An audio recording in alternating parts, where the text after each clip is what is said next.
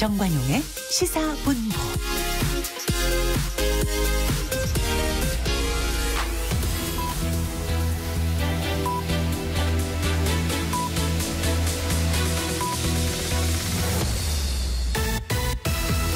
고두절미 각설하고 고고고!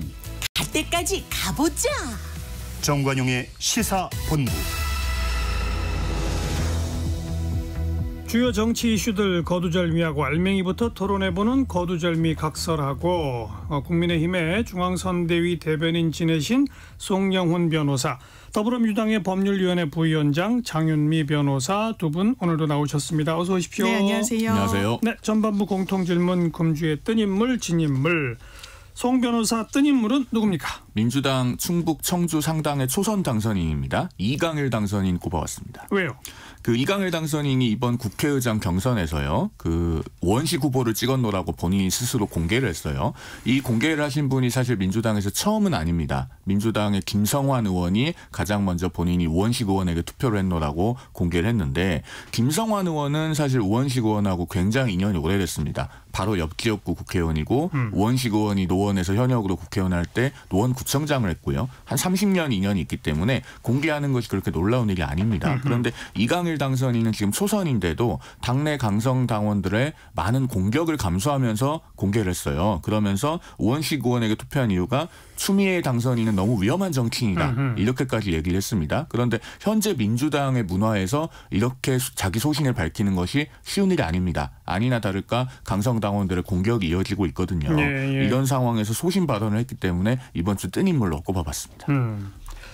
장윤미 변호사는 금주의 뜬 인물. 저는 이분의 이름을 정치권에서 다시 들을 날이 올 줄 몰랐는데요. 정호성 신임 비서관 예. 꼽아봤습니다. 상당히 놀라웠고, 이 기사가 처음에 TV조선에서 단독 기사로 떴더라고요. 인사 기사니까 이제 단독 기사가 많이 나오니까 그랬던 것 같은데, 그 당시 제가 국민의힘 쪽에 이제 몸담고 계신 분도 사실이냐고 반문하시더라고요. 진짜냐 그 뉴스가. 그러니까 대단히 이거 여권에도 또다시 부담을 주고, 국민 눈높이에 안 맞는 걸 떠나서 인사를 하는데 이제 국민을 별로 안중에 두고 계시지 않는구나, 대통령께서. 이런 인상을 주는 또 하나의 좀 악수라는 생각이 들지만, 어쨌든 이분 입장에서는 뜬 인물은 분명한 것 같습니다. 박근혜 전 대통령의 이른바 문고리 3인방 가운데 그렇죠. 한 분이었는데 윤석열 대통령이 대통령실 비서관으로 발탁을 했다, 이거잖아요. 네, 그렇습니다. 송영훈 변호사 어떻게 보세요?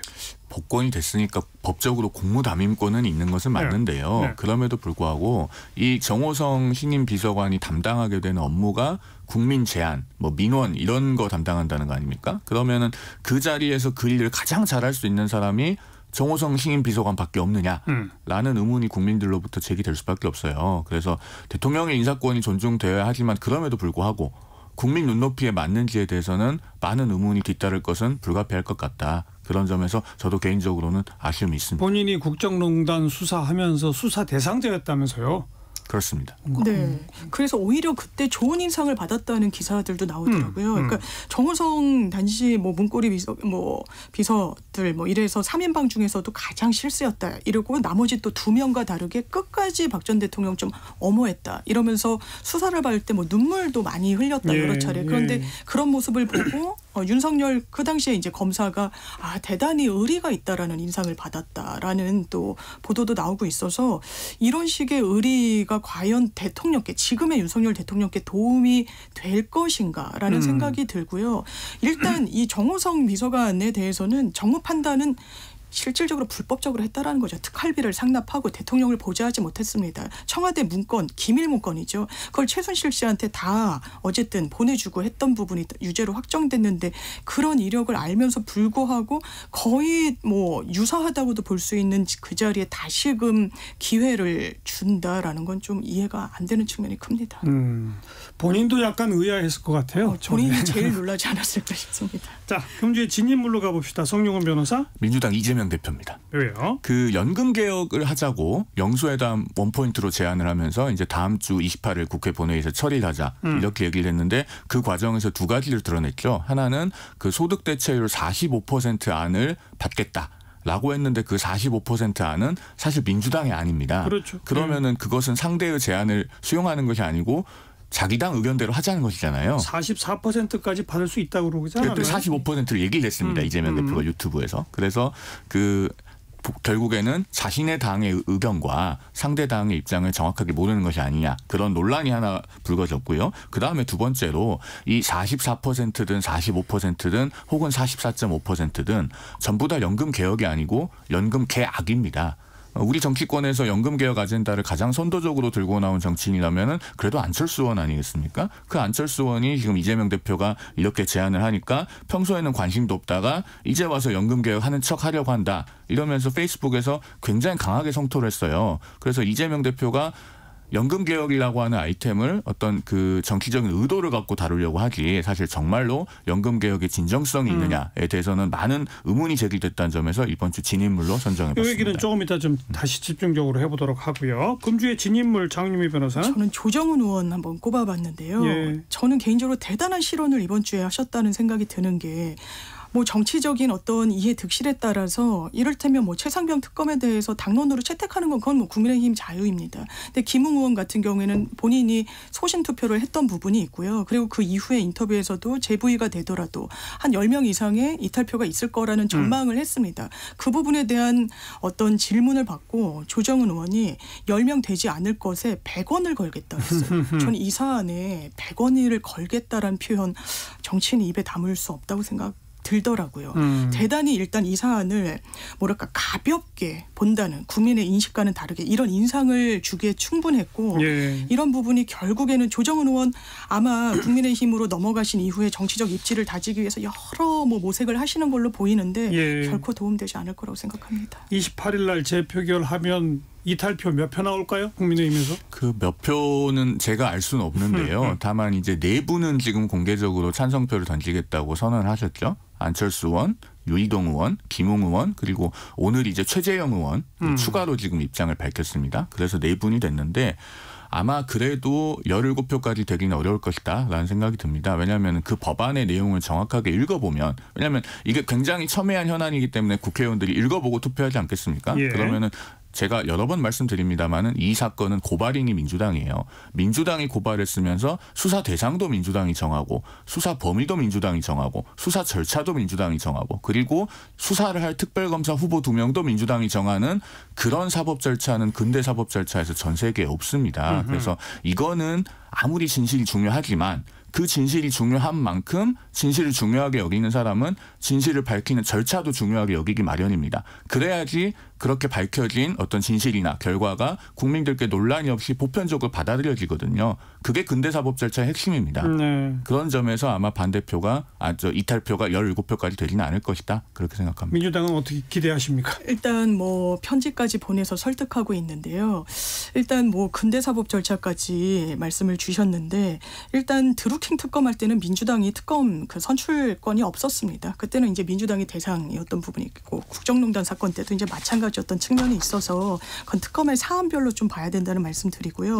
국민의힘에서 왜냐면 한두 명씩 왜 이름을 걸고 나는 당론임에도 불구하고 반대하겠다라고 이야기를 하고 있는 찬성하겠다고. 찬성하겠다고. 이 부분은 국민들 여론 신경 쓰는 부분도 있고요. 그 방향이 맞다라는 정치인으로서의 소신이 분명히 있는 것이죠. 안철수 의원께서도 같은 입장으로 이렇게 견지를 하고 있는 것이고요. 왜냐하면 그냥 수사는요. 물 흐르듯이 뒀으면 됩니다. 박종훈 대령이 뭐 8명 입건하는 게 잘못됐다라고 하면 그걸 경찰에서 바로 잡으면 돼요. 왜냐하면 경찰한테 수사권 있으니까요. 그런데 그걸 왜 무리해서 뒤집고 수사 브리핑도 못하게 하고 이상하다. 왜 국방부 장관이 사인까지 했는데 이렇게 수사가 막 제동이 걸리느냐. 이른바 VIP 경로설과 관련해서 새로운 사실들이 막 드러나는 거 아니겠습니까? 이 부분 그건 정의가 아닙니다. 윤석열 정부가 이야기하는 공정과 상식이 아니라고 국민들이 보는 거예요. 이 부분에 대해서 저는 정말 양심 있는 국민의힘 의원분들 그리고 낙선한 분이 한 58명 정도 된다고 하는데 무기명 투표이지 않습니까? 끝날 때까지 끝난 게 아닐 거라고 생각합니다. 제가 두 가지를 좀 말씀드릴게요. 일단은 조금 전에 드루킹 특검법이나 국정농단 특검법 때 당시 여당들이 특검 추천권이 없었다라고 말씀을 하시는데 그 부분은 여야 합의로 그 당시 야당들에게 특별검사 추천권을 양보를 한 겁니다. 그러니까 이것은 특검 기명권에 대해서 포기가 있었던 것이지 일방적으로 지금처럼 민주당이 특검 후보 2명을 추리겠다 이렇게 만들어진 법이 아니고요. 그다음에 자꾸 이제 국민의힘이 뭔가 진상을 밝히는 것에 반대하거나 뭐 소극적인 것처럼 말씀을 하시는 분들이 계신데 사실은 국민의힘 당선인들이나 국회의원들도 이 문제에 대해서는 많은 분들이 진실을 정확하게 규명하는 것은 필요하다고 생각합니다. 네. 저도 그렇고요. 그런데 일단 수사를 지켜보자.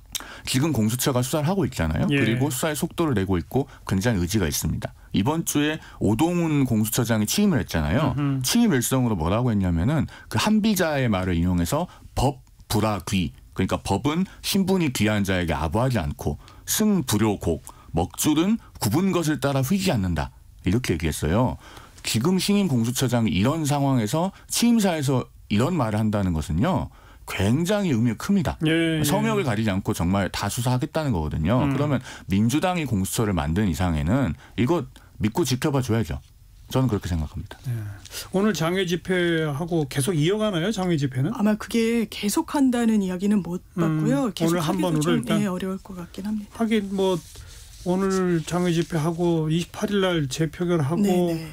그다음 국회 또 새로 문 열고 네. 그다음 다시 또 법안을 낼 거야 할 테고 하니까 장외 집회를 할 기회가 없네요. 그렇습니다. 이제 화요일 날 다시금 재부의가 되니까 그것과 그러니까요. 연동된 이제 여론 환기 성격이 강한 것 같습니다. 알겠고요. 자, 아까 우리 송영훈 변호사가 언급한 연금 개혁안 부분에 대해서 지금 이제 결국은 개혁이 아니라 개악이다라고 그게 표현하셨는데 우리 장윤희 변호사 어떻게 보세요? 제가 연 이틀 조선일보 사설을 굉장히 좀 꼼꼼히 보게 됐는데요. 일단 왜 이 화두를 던지느냐. 지금 이 국회에서 처리가 안 돼서 실기하게 되면요. 내년에 또 국민연금 특위 구성해서 논의를 제로해서 다시 해야 됩니다. 그러면 1년 이 정도 시간이 금방 가게 될 거예요.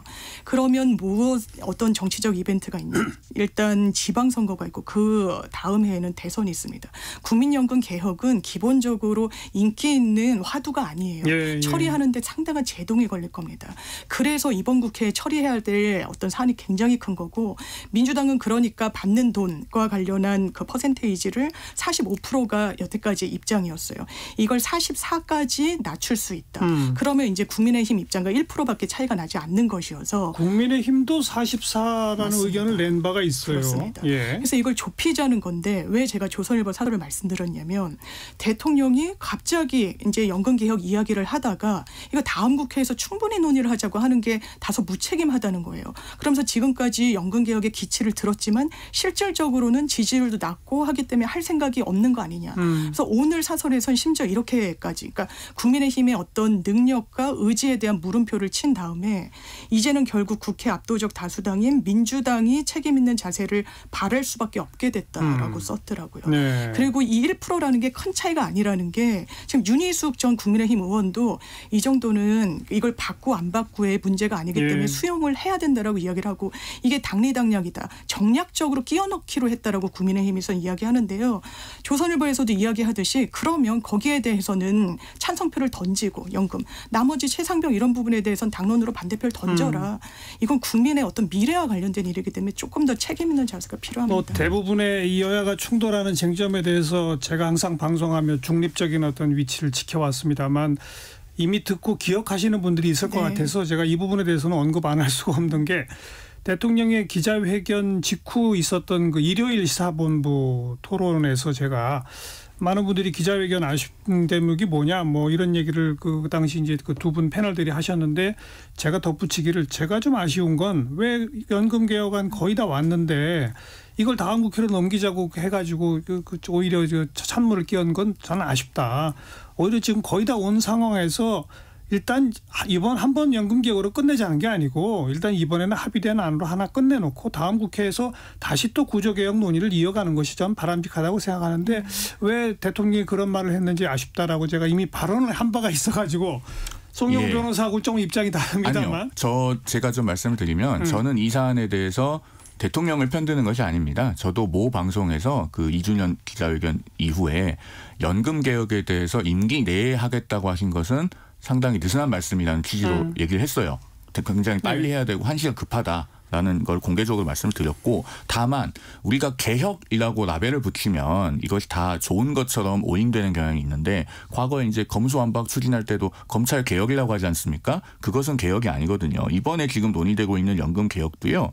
제가 좀 길게 설명을 드리면, 이 소득 대체율이라고 하는 것은 결국 우리가 연금으로 돈을 얼마를 받을까 아닙니까? 그다음에 보험료율은 얼마를 낼까의 문제입니다. 그 보험료율을 이제 9%에서 13%로 인상을 하는 것까지는 여야가 합의를 했어요. 전문가들은 이것도 15%까지 가야 된다고 합니다. 어쨌든 일단 국민적으로 그 저항이 있을 수 있는 사안이기 때문에 13%로 합의를 했습니다.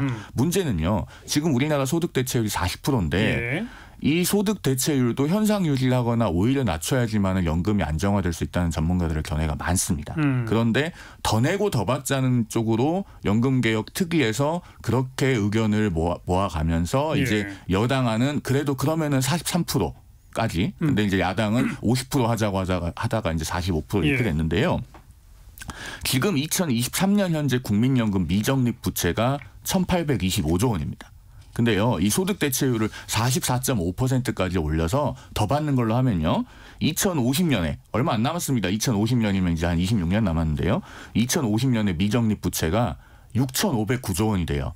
그럼 이건 연금 개혁이 아니고요, 연금 개악입니다. 이제 그런 내용을 알고도 국민의힘 연금개혁특위 소속 의원들은 어쨌든 좀 더 내고 더 받자는 식으로 의견을 낸 거 아니에요? 소위 이제 공론조사라는 것을 통해서 이제 더 내고 더 받는 것에 퍼센티지가 지지율이 높아지니까, 그래서 결국에는 이런 방향으로 지금 의견이 모아진 것인데, 저는 이것은 여야가 둘 다 틀렸다고 생각합니다. 둘 다 틀렸고, 이걸 그런데요, 21대 국회 막판에 번갯불에 콩 구워 먹듯이 처리가 되면, 지금 노무현 정부 때 보험료율을 9%까지 하고 한 20년간 못 올렸습니다. 이번에 한 번 손대면은요, 또 한 10년, 15년 동안 건드리질 못해요. 그러면은 여기서 소득 대체율을 크게 올려놓으면은 연금 개악이 돼서 나중에 이게 더 망가집니다. 그래서 저는 반대하는 겁니다. 이게 98년도에 한 번 올리고 그 뒤로는 이제 못 올렸다고는 하더라고요. 그런데 이제 아까 말씀드렸다시피 사실상 윤석열 정부가 정말 의지가 있으면 이번 국회가 마지노선인 건 이제 정책 일정상 실질적으로 인정하고 들어갈 수밖에 없게 되고, 지금 손질을 하지 않으면요, 연 50조 원 손실이 난다고 하더라고요. 이게 하루 단위로 하더라도 1,100억 원 정도입니다. 그렇다면 그거라도 어쨌든 좀 메우면서 1%라는 게 물론 송 변호사님 말씀 주신 대로 이제 큰 입장차라고 볼 수도 있겠지만, 또 어떻게 보기에 따라서는 향후에 또 입장을 정리해 나가는 데는 한 발 더 나아간 전제를 깔아줄 수도 있는 거기 때문에 저는 이번에 어떻게든 통과되는 게 맞다라는 생각입니다. 성영호 변호사가 언급한 대로 정말 그 재정 안정을 바라는 그런 학자들, 전문가들은 여야가 낸 의견 모두 다 이건 땜질도 안 된다라고 하는 의견이 있다는 걸 저도 압니다만, 그동안 연금개혁 논의의 역사를 쭉 훑어보면 여기까지 온 경우도 없거든요. 여기까지 이렇게 여야가 의견을 일치를 본 경우도 없어요. 앞으로 또 근본적 논의 시작하면 정말 또 손 더 못 댈 가능성이 있어서, 저는 그런 의미에서 지난번에도 이번에 어쨌든 도장 한번 찍고 또 다음번 국회에서 더 논의하는 것이 좋다, 이런 의견을 낸 바가 있었었는데, 아무튼 송영호 변호사 의견처럼 전문가들이 이번 이런 정도 개혁안자 가지고서는 땜질도 안 된다. 연금 고갈 시점을 한쪽 의견은 6년인가 늦추고 한쪽은 7년인가 늦추는데 그거 가지고 되겠느냐라는 의견도 분명히 있다는 것. 여기까지는 또 저도 정리해서 말씀을 드리죠. 자, 1시 30분 향해 가네요. 잠깐 교통정보 듣고 토론 이어갑니다. 서휘영 씨. 네, 이 시각 교통정보입니다. 오늘 전국적으로 사고가 많습니다. 통영 대전고속도로 대전 방향 진주분기점에서 순천 방향 진출차로에 화물차 사고가 발생했고요. 1차로에서 처리 중입니다. 이후 인삼 휴게소 부근 1, 2차로에 장애물 있습니다. 조심히 지나셔야겠고요. 남해고속도로 순천 방향 사천터널 1차로에 승용차 추돌 사고 발생했는데요. 여파로 환덕교부터 정체입니다. 서울 양양고속도로 서울 쪽 화도에 발생한 승용차 사고 처리하면서 1차로 통행이 어려운데 일대 2km 정체고요. 반대 양양 쪽은 남양주요금소에서 화도분기점까지 밀립니다. 영동고속도로 강릉 쪽 정체 많이 줄었습니다. 그래도 용인에서 양재터널 사이 지나기 어렵고요. 반대 인천 쪽으로 교통량이 늘어서 북수원과 또 둔대 분기점에서 속도 주춤합니다. 중부고속도로 남이 쪽은 진천터널 일대로 8km 막히고 서청주에서 남이 분기점 지나기 어렵습니다. 평택 제천고속도로 제천 방향은 서안송에서 안진터널 사이 차 간격 좁혀지고요.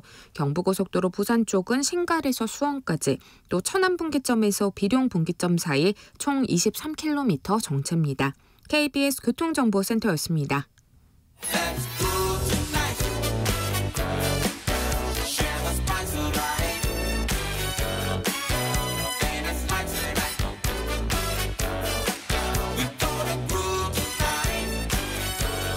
국민 MC 정관용. KBS 1라디오 정관용의 시사본부. 들어보면 달라요.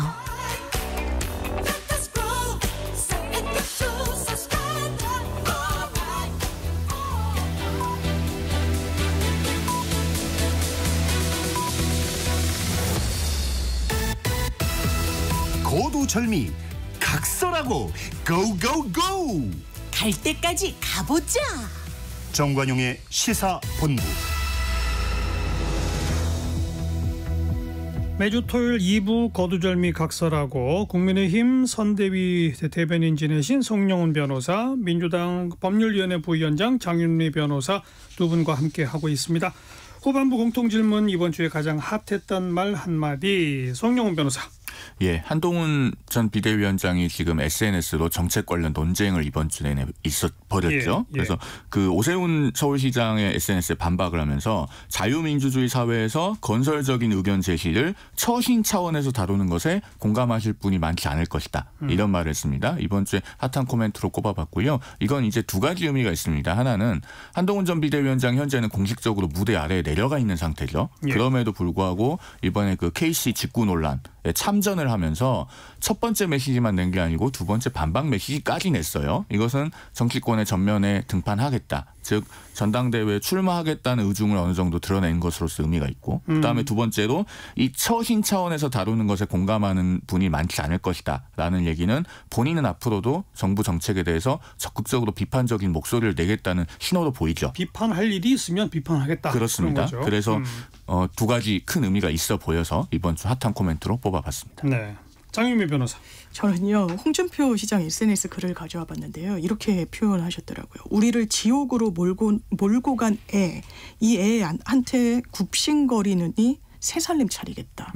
대단히 정치적으로는 또 묘한 파장을 특히 국민의힘 내부에 던진 발언이었기 때문에 이 주에 좀 한마디로 꼽아봤습니다. 홍준표 시장은 왜 그렇게 한동훈 전 비대위원장을 지속해서 비판한 걸까요? 오늘이 지금 5월 25일이지 않습니까? 네. 홍준표 시장이 총선 다음 날인 4월 11일부터 한동훈 전 비대위원장을 공개적으로 저격하기 시작했어요. 오늘로서 45일째입니다. 40일이 넘게 방송에서 이런 이야기를 하고 있어서 참 저도 민망하고요. 이쯤 되면 진짜 좀 그만하셔야죠. 그러니까 왜 그렇게 하려고 하는지는 알겠어요. 왜 그런 거예요? 본인은 당대표에 현실적으로 나올 수가 없잖아요. 대구시장을 그만두고 나오든가 해야 되는데 그거는 그 약속을 중시하는 대구 시민들께서 용납을 하지 않으실 것이고, 그러면 만약에 한동훈 전 비대위원장이 전당대회 등판을 해서 정말 당대표가 되면 한동훈 전 위원장 위주로 급속하게 당이 재편이 되면서 본인이 차후에 대선 경선에서 상당히 불리한 위치에 놓여지는 것이 아닌가, 그런 계산이 있는 것 같아요. 그런데 아무리 그런 계산이 있어도 정치를 국민과 당원을 보면서 예의와 품격을 갖고 해야죠. 이건 좀 해도 너무한다는 생각이 듭니다. 그 딴살림 차리겠다고 하니까 당원들이 빨리 나가라고 막 한다면서요? 심지어 같은 자당의 의원들도 빨리 짐 싸서 나가시라고. 그러니까 자긴 그 뜻이 아니었다고 또 말씀을 하시더라고요. 하여튼 참 지속적으로 이렇게 계속해서. 네. 그렇죠? 그래서 저도 당연히 1차적으로는 정치적 해석을 낳는 거죠. 타기 대권과도의 경쟁자니까, 유력한 경쟁자고 하니까 어떤 정치적인 의도가 있다라고 하지만 계속해서 하고 이런 이 공세 수위를 계속 높이는 데는 저는 다만 이런 정치적 공세의 성격만 있을까라는 생각이 또 뭐가 있습니까? 전 진정성이 있다는 생각이 약간 드는 거예요. 그러니까 당을 위해서. 그러면서 본인이 이 국민의힘에 자기는 뿌리를 몇 년 동안 내린지 않느냐 아니냐라고 이야기를 하는데 전 기본적으로 그렇습니다. 한동훈 전 위원장 굉장히 정치인으로서 매력이 큰 분이죠. 그런데 이번 총선에서 국민의힘에 저는 도움이 크게 됐다고 생각하지 않습니다. 그러면 지금 국면에서 거기에 대한 아주 정확한 진단이 지금 국민의힘 내부에서 내려지고 있느냐? 그것도 아닌 것 같아요. 왜냐하면 한동훈 전 비대위원장이 이렇게 내려오니까 그 공백이 너무 큰 거예요. 그래서 대체제가 사실상 없어 보이고 계속해서 당원들 중심으로 한동훈 소구하는 목소리가 높은데 그거는 그 현상에 대한 반사적인 현상인 거지 정말 한동훈 전 위원장이 이 총선 참패에 대한 책임에 대해서 뭔가 성찰하고 성장한 채로 전당대회에 나오기는 너무 또 시간이 짧은 것도 사실이거든요. 그럼 전국적으로 이게 국민의힘의 또 정권 재창출에 도움이 되는 방향일 것인가? 아직은 상당히 물음표인 겁니다. 저는 이런 어떤 뭐랄까요? 걱정을 홍준표 또 시장이 내는 부분도 있다고 생각합니다. 뭐 총선 패배의 책임은 윤 대통령, 한동훈 비대위원장 뭐 다 있죠. 그렇죠. 예. 그런데 지금 그 당 안에서 한동훈 전 비대위원장 인기가 높은 거는 이유는 딱 한마디죠.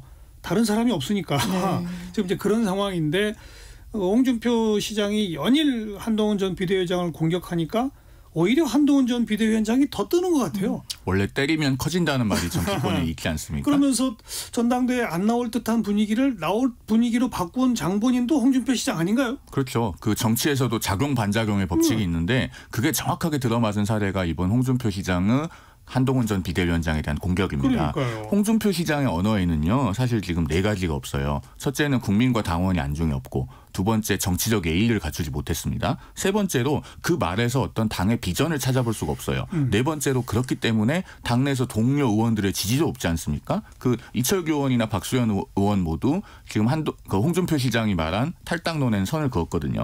그렇기 때문에 지금 홍준표 시장이 정치를 하신 지가 이제 만으로 28년이 넘어서 29년 차입니다. 29년 차 정치인에게서 이렇게 기대할 수 없는 말들을 들을 때 그러면은 국민들이나 당원들이나 차라리 그러면 정치 처음 하지만은 그래도 잘 해보겠다는 사람한테 한번 맡겨보자 이런 생각이 들게 되는 것이죠. 그러니까 홍준표 시장이 오히려 한동훈의 1등 공신이 지금 되고 있는 그런 양상이잖아요. 그렇죠. 결과적으로는 도와준 셈이 된 건 또 부인할 수 없어 보입니다. 이제 거의 전당대회에 나오는 건 기정사실이고 나오면 된다는 분위기잖아요. 현재로서는 매우 유리한 위치에서 시작할 것 같아 보이죠. 아니 한동훈 전 비대위원장이 나온다 그러면 나경원 의원이나 뭐 윤상현 의원이나 이런 분들 아예 안 나올 것 같아요. 보통 이제 인터뷰에서 어떤 기자분이 나경원 의원을 취재해봤더니 오히려 한동훈 전 위원장이 나오면 나도 나온다라고 그랬다라고 했다가 또 본인이 꼭 그런 취재 발은 아니었다라고 하고 지금 국면에서는 만약에 한동훈 전 위원장이 정말 공식적으로 깃발을 들면 나머지 주자들은 아무래도 주춤할 수밖에 없을 것 같습니다. 그렇게 되죠. 네. 그러면 이제 뭐 거듭되는 이야기입니다. 지난주에도 했던 이야기입니다만 한동훈 비대위원장은 윤 대통령과의 관계를 어떻게 설정할 것인가? 어떨까요? 사실 그러니까 한동훈 전 비대위원장이 만약에 당대표 선거에 출마를 해서 당선이 되면은 4가지의 어려운 과제가 있습니다. 오늘 4가지를 잘 쓰시네. 예, 그러니까 밖으로는 일단 192석의 거대 야권을 상대해야 돼요. 그렇죠. 그다음에 안으로는 총선 때처럼 질서정연한 리더십이 안 갖춰질 가능성이 높습니다. 그렇죠. 총선 때는 전시사령관이니까 딱 획일적으로 이렇게 영이 섰지만 지금은 평기거든요. 그리고 25년 9월에 당대표를 내려놔야 될 가능성이 높아요. 국민의힘 당원상. 왜냐하면 대선 주자는 경선에 참여를 하려면 25년 9월까지 상임고문을 제외한 모든 당직을 내려놓게 돼 있습니다. 임기 중에 선거가 없어요. 내년 4월에 국회의원 보궐선거가 있을지 없을지 불투명합니다. 그런 상황에서 리더십이 질서정연하지 않을 가능성이 있고요. 그다음에 세 번째가 말씀하신 것처럼 대통령과의 관계 설정입니다. 그러니까 태어나려는 자는 한 세계를 파괴해야 된다는 그 유명한 말이 있지 않습니까? 그렇다고는 하지만 너무 일찍 파괴하면은 그 아래서 새가 태어나지 못하고 죽죠. 그렇게 되기 때문에 선명하게 반윤을 가져가기도 어렵고 그렇다고 대통령과 완벽하게 동조화되면 본인은 다음 스텝이 어렵다고 생각할 것이고 그래서 그 포지셔닝하는 것이 굉장히 어렵습니다. 마지막 4번째로는 본인이 차별화된 콘텐츠를 보여줘야 돼요. 이 4가지 중에 하나도 사실 만만한 것은 없습니다. 그런 점에서 여러 가지 과제가 놓여 있다고 할 수 있죠. 게다가 이제 정책을 중심으로 논의하기 시작하면 사안별로 뭐 어떤 다른 의견도 낼 수도 있고 뭐 그렇게 좀 시간을 가지며 뭐 밀고 당기게 할 수도 있는데 근데 22대 국회 문 열자마자 쟁점이 될 게 최상병 특검, 김건희 특검이란 말이에요. 거기에 대해서 어떤 입장을 취하느냐.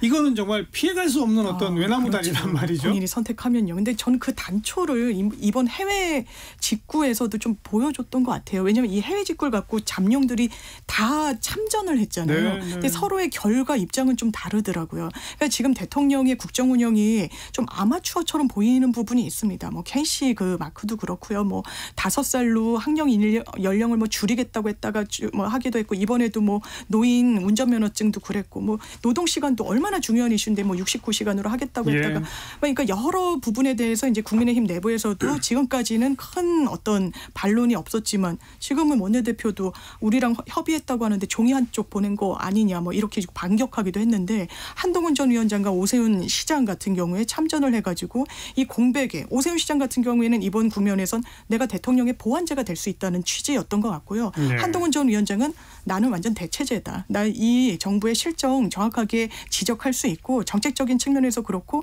나아가서 그걸 토대로 정무적인 부분에 대해서도 그럴 거 아니겠습니까? 그리고 총선 앞두고도 의대 정원과 관련해서 대통령의 국민 간담회 2,000명이 과학전 수치라고 이야기를 했을 때 한동훈 전 위원장이 본인 직을 내려놓겠다고 2번이나 사실상 압박을 넣었다고 기사가 나왔잖아요. 이런 부분과 관련해서 이 방향성이 어느 정도 굳어지고 있는 것 같다. 그 방향성으로 네. 가면 김건희 특검, 네. 최상병 특검의 찬성이잖아요. 저는 사실상 마음도 그쪽으로 만약에 전당대회 출마를 진짜 심도 깊게 고민하고 계신다면 거기에 대해서도 가르마가 이미 내부적으로 타지지 않았을까.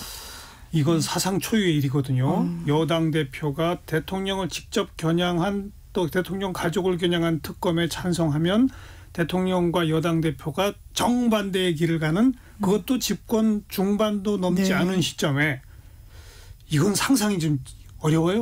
글쎄요. 일단 그 해병대원 특검법 같은 경우는 한동훈 전 비대위원장이 총선 과정에서 아주 명확하게 입장을 밝히진 않았지만 간접적으로 입장을 밝힌 적이 있긴 합니다.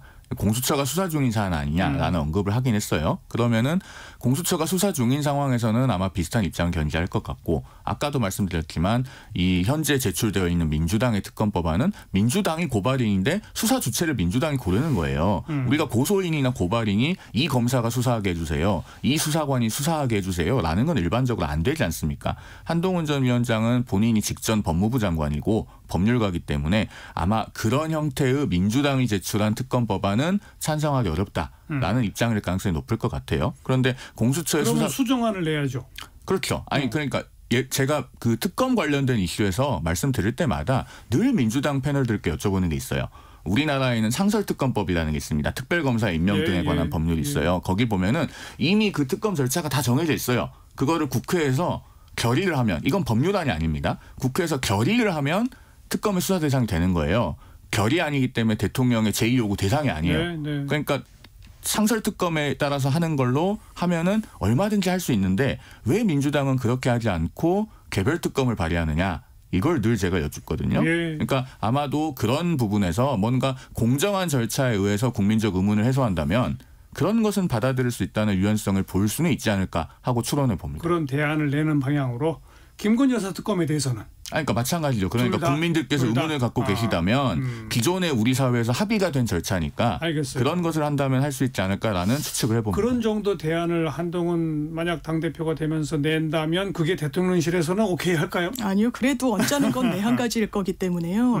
이미 두 사람은 건널 수 없는 정치적인 강은 건넌 것 같고 한동훈 전 위원장이 본인의 정치적인 입지를 생각한다면 아마 명확한 입장이 나오는 게 도움이 될 거고요. 뭐 법무부 장관 했던 건 과거의 일이기도 하고요. 그래서 지금 여권에서 그 출입하는 기자들이나 많이 듣는다는 게 탈당 얘기 아니겠습니까? 그러니까 대통령이 만약에 한동훈 전 비대위원장이 정말 전당대회에서 당권을 쥐게 되면 탈당할 수 있다라고 이야기하고 친윤 몇 명도 뭐 따라 나갈 수 있다. 물론 뭐 그 가능성이 높지 않다라고 많은 분들이 말씀 주시지만 약간의 어떤 분위기는 이렇게 스멀스멀 나오는 게 있는 것 같아요. 그러니까요. 같이 갈 수 없다라는 거죠, 일단은. 그 지금 이제 장 변호사가 말하는 그 분위기의 흐름대로 제가 아까 이제 가정법을 동원해서 상상을 해본 거잖아요. 근데 한 번도 경험해 본 적이 없는 정치 상황이기 그렇죠. 때문에 저로서도 예측이 불가능해요. 지금으로서. 아니 뭐 노무현 대통령이 임기 1년 차에 새천년민주당 탈당도 했는데 뭐 완전 초유의 일은 아닌 것 같은데 그러나 저는 그런 일은 일어나지 않을 거라고 생각합니다. 왜냐하면은 우리가 평론을 할 때 그래도 당사자들이 말을 하는 걸 가지고 뭔가 팩트를 따라가야 되는데 윤석열 대통령이 최근에 PK 지역 그 당선인들과의 식사 자리에서 그런 말씀하셨다는 거 아닙니까? 내가 당의 호위무사가 되겠다. 예. 그렇게까지 어쨌든 여당과 좀 이렇게 싱크로나이즈 되려고 하는 그런 움직임을 보이고 있는 마당에 대통령의 탈당이라 저는 쉽게 일어나기 어려운 일이라고 봅니다. 대통령은 내가 당의 호위무사가 되겠다라고 하는 자세로 당에 가까이 가는데 한동훈 전 비대위원장은 자기 정치를 생각하면 또 다르단 말이에요.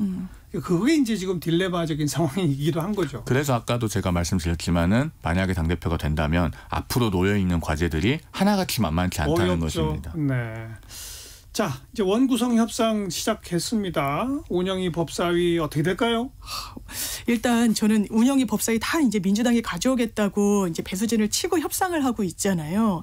그런데 법사위는 아마 끝까지 양보하기가 어렵겠다는 기류가 있는 것 같고, 그리고 이제 국회의장은 이제 가장 다수당이 하고 법사위는 이제 야당이 해왔던 관행이 있다. 이거를 이제 국민의 입장에서는 소수당이라고 약간 이제 그 변환을 했다라는 뭐 이제 민주당 일부에서는 또 뭐 그런 주장도 하고 있는데, 법사위는 일단 총선에서 민주당이 이제 절대 다수석을 이제 국민들께서 주신 부분을 관철하기 위해서는 가장 기본적인 전제 조건이라는 인식이 대단히 강한 것 같고요. 저는 개인적으로 운영위 카드는 물론 그런 것 같습니다. 운영위와 관련한 현안이 이른바 용산 집무실로 옮긴 부분, 그것도 예비비에서 엄청 끌어다 썼다는 거죠. 이게 국가 비상금인 측면이 있는 건데, 어쨌든 그런 부분과 관련해서 계속 이제 개회를 요구했을 때 운영위원장이 이제 여당이었기 때문에 잘 이루어지지가 못했었다는 거예요. 그거에 대한 굉장히 강한 문제의식이 있지만 그 부분은 어쨌든 협상의 카드로 종국에는 좀 양보할 수도 있지 않을까, 제 개인 생각입니다. 국민의힘이 받을까요? 아니, 운영위만 가져라. 법사위원장 얘기는 제가 그동안 누차 말씀드렸듯이 2004년 17대 국회 이래로 확립된 전통이고, 그 확립된 전통의 시작은 노무현 정부의 열린우리당 때 만든 겁니다. 그리고 여당 야당이 아니고 1당 2당으로 나누는 것이 국회의 전통이죠. 2022년에 대선이 끝나고 나서 21대 국회 후반기 원구성 협상을 했습니다. 그렇게 해서 국민의힘이 법사위원장 다시 되찾아오지 않았습니까? 지금 여당이죠. 그러니까 이것은 여야의 문제가 아니고 1당 2당의 문제입니다. 국회의장은 1당에서, 법사위원장은 2당에서, 이렇게 해서 국회 내에서의 견제와 균형을 맞추는 것이고요. 그것조차도 하지 않고 민주당이 독식을 하겠다고 하면 민주당이 이걸 잘 생각해 봐야 돼요. 민주당이 모든 걸 다 알아서 하겠다 라고 하면은 모든 책임도 민주당이 다 져야 됩니다. 그 책임이 나중에 부메랑으로 돌아올 수 있다는 점에서도 사실은 법사위원장은 여당에게 주면서, 지금 민주당이 뭔가를 하고 싶으면 국회법상 장치가 다 있지 않습니까? 60일만 넘어가면은 패스트트랙으로 해서 바로 본회의에 직회부할 수 있어요. 그걸 민주당은 21대 국회 막판에도 계속 하고 있습니다. 22대 국회에도 또 그렇게 할 거니까 법사위원장 정도는 여당에게 주는 것이 맞죠. 21대 국회 개원 협상도 꽤 오래 끌고 그냥 민주당이 모든 상임위원장을 다 처음에는 독식했었죠. 예. 그렇게 오래 끌고 뭐 이렇게 하는지 말고 빨리빨리 서로 양보하는 게 전 낫지 않아요? 저도 마찬가지 생각입니다. 그래서 이제 우원식 이제 국회의장 후보도 6월 안에는 마무리를 짓겠다라고 했는데, 이제 6월 안에 물리적으로 이제 마무리 짓기가 현실적으로 어렵고, 이제 법사위의 운영위가 가장 좀 핵심 키워드, 그러니까 좀 카드처럼 되어 있는데 좀 하나하나 양보하는 미덕으로 귀결되지 않을까 싶습니다. 제가 원내대표나 뭐 원내대변인단은 아니지만 개인적인 의견을 말씀드려 보면, 지금 국민의힘이 법사위원장과 운영위원장 외의 다른 상임위를 하나도 안 받으면 안 받았지 그 둘을 양보할 수는 없다. 개수는 양보할 수 있을지언정 그 둘은 타협의 대상이 되기 어렵다라는 생각이 듭니다. 뭐 그런 입장을 만약 그 국민의힘 원내대표단이 고수하면 오래 걸리겠네요. 그럴 것 같습니다. 네. 자, 민주당은 이제 우원식 의원이 국회의장 후보로 확정된 후에 당원 몇만 명이 나갔다 그러고, 그러다 보니 당선인 워크숍에서 당원권 확대를 이제 결의하기도 했고, 이런 움직임이 뭐 결국은 앞으로는 국회의장 후보 뽑는데도 당원이 몇 프로 참여한다, 이런 식으로 결론이 나는 겁니까? 어떻게 되는 겁니까? 이 부분과 관련해서 이제 뭐 민주당 분들 만나거나 하면 이야기를 나눌 기회도 많고요. 여러 입장들을 이제 확인할 기회도 있는데 좀 분별해서 봐야 될 것 같습니다. 당원 대단히 중요하죠. 이제 당원이 중심이 된 정당으로 가는 방향성이 맞고, 당원 주권국도 사실 이번에 처음 나온 안은 아니고, 예전에 이제 문재인 전 대통령 때도 뭐 이런 부분이 논의가 됐었고, 민주당 안에서는 그 부분은 되지만, 기본적으로 우상호 의원도 이야기를 했지만 당직은 당원이 뽑는 게 맞고요. 선출직은 국민의 어떤 여론도 반영하는 게 맞고, 이런 여러 전통이 민주당 안에 있었던 건데, 원내대표와 국회의장은 어쨌든 국회직인 겁니다. 그래서 원내에 어떤 의원들이 뽑는 게 저는 개인적으로 자연스럽다고 생각하고요. 이른바 그렇다면 당원들을 의견을 모으는 통로로서 실질적인 투표권을 주겠다는 그런 방안들. 그렇다면 지금 민주당에 300만 당원이 있다라고 하는데 어떻게 할 것이며 과다 표집되는 문제가 있는데 그 부분을 어떻게 보완할 것인지 그런 거 없이 구호적으로 선언적으로 하는 건 그건 당원분들께도 큰 도움이 안 될 수 있다고 생각합니다. 그 제도화를 어떻게 하느냐 그 방법론의 문제다. 방법론의 문제이기도 하고 저는 방향성의 문제도 있다고 생각합니다. 이재명 대표도 그런 언급을 했죠. 공산당 빼고 전 세계에 이렇게 수백만 당원이 있는 이런 당 별로 없다. 맞죠? 그렇죠? 아니 뭐 민주당이 당원이 크고 당원이 많고 규모가 큰 정당인 것은 알겠는데요. 그렇다고 하더라도 일부 강성 당원들의 여론에 당의 시스템과 의사결정이 흔들리는 당이 돼서는 곤란하죠. 그런데 지금 민주당의 뭐 이재명 대표라든가 정청래 수석최고위원이라든가 이런 분들이 당의 여론의 건강성을 확보하려 하기보다는 오히려 그 강성 당원들에게 영합하려는 태도를 보이고 있어요. 자, 정청래 최고위원 같은 경우에 이번 주에 뭐라고 말했습니까? 당원과 지지자 80%의 상실감과 배신감을 치유해야 된다. 이게 추미애 그 당선인의 국회의장 경선 낙선을 두고 한 말이에요. 그런데 추미애 당선인이 낙선해서 80%가 상실감과 배신감을 느낀다는 근거가 어디 있죠? 그런 통계도 없는데 정청래 수석최고위원은 본인이 조사해 봤나 보죠. 그러니까 강성 당원들이 그렇게 항의를 하니까 이렇게 됐든 80% 얘기하면서 그분들에게 영합하는 얘기를 하고 있어요. 공개적으로 사과까지 했잖아요. 그런데 이렇게 되면요. 강성 당원들에 의해서 점점 강경해지고 과격화되는 흐름이 제어가 안 됩니다. 그러면은 나중에는 민심의 중앙감과 점점 멀어져요. 민주당에도 원로 의원들이 계시고 경험 많은 정치인들이 계시니까 중심을 잡아줘야 된다라고 생각합니다. 그러니까 좀 아까 장유미 변호사가 말한 당원들의 참여 제도적인 방법론이 참 문제다라고 한 게 정말 300만이라고 치면 300만 당원이 대표성 있게 그 의견이 전달되는 이런 걸 만들어낼 수 있을까요? 전 사실상 어렵다고 생각합니다. 뭐 당원들을 대상으로 여론조사를 한다? 민주당 당내 투표라면 상당히 그 시스템으로 잘 갖춰져 있긴 한데요. 그럼 누구는 투표를 하고 누구는 안 하는데 적극적인 사람들만 하죠. 그렇죠. 그런 문제까지 어떻게 근원적으로 해결할 것인가의 문제는 있는 것 같습니다. 왜냐하면 민주당에서 그동안에 당원 개정하면서 전당원 투표도 몇 번 했었는데요. 그 전당원 투표율이 20%대라는 거 아닙니까? 그러니까 300만 당원이라고는 하지만은 주로 참여하는 분들은 어느 정도 정해져 있고 그중에서도 또 게시판에 글을 써서 그 강경한 여론을 주도하는 분들은 또 더 소수예요. 그러니까요. 그런데 지금 민주당은 꼬리가 몸통을 흔드는 것과 같은 그런 형국으로 가고 있다. 그러면은 계속 이런 흐름으로 갔을 때 당이 어느 순간에는 큰 위기에 봉착할 수 있어요. 아까 제가 서두에서 이강일 당선인을 이번 주 뜬 인물로 꼽았지 않습니까? 바로 그런 흐름이 비록 상대 당이지만 우리나라 정치 전체의 건강성을 위해서는 필요하죠. 어느 정도 제어될 필요가 있기 때문에 제가 그분을 이번 주 뜬 인물로 뽑았던 겁니다. 그나저나 국민의힘은 이준석 대표 당시에 뭐 당원 배가 운동해서 꽤 늘고 막 그랬잖아요. 요새는 어때요? 국민의힘 당원들은? 지금 이제 앞으로 전당대회를 치르게 되면 그때 선거인 명부를 한번 정리를 할 건데 그때 당비 1,000원씩 이상을 꾸준히 내고 있는 책임당원 숫자가 얼마인지는 아마 정리가 될 겁니다. 작년에 3.8 전당대회 때 제가 기억하기로 책임당원 숫자가 한 83만 명 됐고요. 당비 안 내는 당원들은 그분들보다 훨씬 많죠. 아마 이번에 전당대회 치르면서 자세한 통계가 또 언론을 통해서 공개되지 않을까 싶습니다. 더 늘었을까요? 줄었을까요? 보통은 이제 총선 과정에서요. 좀 늘나요? 후보자들이 많이 본인들을 위해서 당원 모집도 하기 때문에 그때보다는 늘었을 가능성이 있죠. 그렇죠. 네. 진보정당 우리나라의 진보정당들은 모든 걸 당원이 다 사실 결정하잖아요. 그것도 이제 당비를 내는 책임당원들이 모든 결정하고 원래 정당이란 건 그렇게 하는 게 옳은 거죠. 근데 이제 우리나라가 좀 대중정당화 이렇게 되다 보니까 사실 300만 당원이 모든 걸 다 결정하는 이런 시스템은 쉽진 않아요. 그렇습니다. 그죠? 네.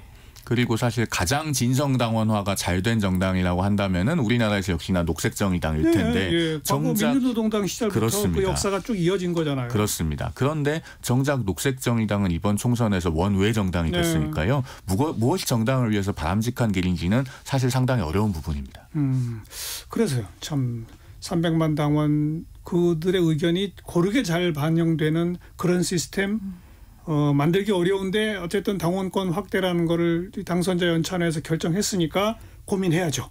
뭔가 방안을 한번 내놔야 될 것 같습니다. 자, 오늘 여기까지 할까요? 매주 토요일 2부 거두절미 각설하고 국민의힘의 선대위 대변인 지내신 송영훈 변호사, 민주당의 법률위원회 부위원장 장유미 변호사 두 분과 함께했습니다. 두 분 수고하셨습니다. 감사합니다. 감사합니다. 네. 자, 다음 주 토요일 6월 1일부터요. 6월 달이 우리나라 호국 보훈의 달이죠. 그래서 호국 보훈의 달 특별 기획을 준비했습니다. 무기를 만든 사람들. 네, 우리나라에 상당히 그 의미 있는 무기 개발의 역사에 살아있는 증인들을 5주에 걸쳐서 차례로 초대해 가지고요. 우리나라 무기를 만든 그 역사, 그 내용에 대해서 자세한 설명 듣는 특별 기획, 다음 주 토요일 6월 1일부터 5주에 걸친 방송 기대해 주시기 바랍니다. 조용필이 부르는 허공 함께 듣고요. 저는 내일 또 뵙죠. 안녕히 계세요.